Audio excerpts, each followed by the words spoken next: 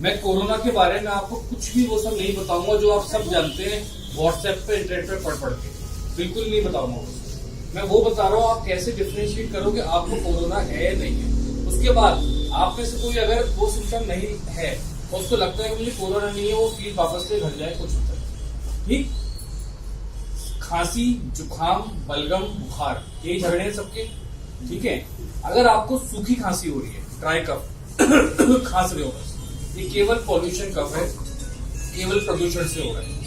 अगर आपको खांसी के साथ बलगम आ रहा है, नाक बह रही है, ये आपको एलर्जिक कफ है।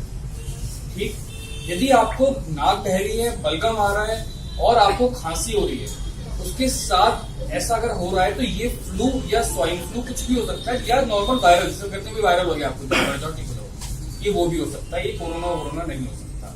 पर अगर आपको बुखार, सूखी खांसी, तेज बुखार, सूखी खांसी और सांस फूलना, जोड़ों में दर्द, चलो जोड़ों में दर्द सब चीजों में हो सकता है। मेन डिफरेंशिएटिंग फीचर है कि अगर आपको खांसी के साथ बुखार है तो खांसी सूखी और तेज बुखार है तो ही ये कोरोना हो सकता है, जरूरी नहीं है कि वो भी हो।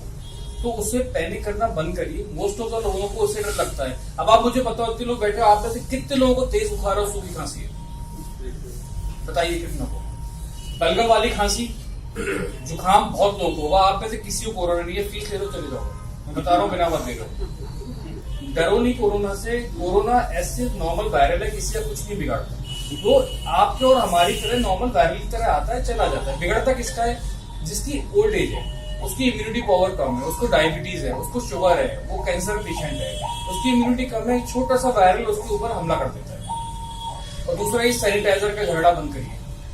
ठीक, कोई जरूरत नहीं सैनिटाइजर की, साबुन है, हाथ धो लीजिए अच्छे से। पहले के जमाने में तो राख से हाथ धोते थे, चलिए राख से मत धोइए, आप नॉर्मल साबुन पानी से हाथ धोइए, कुछ नहीं फैलेगा कोरोना।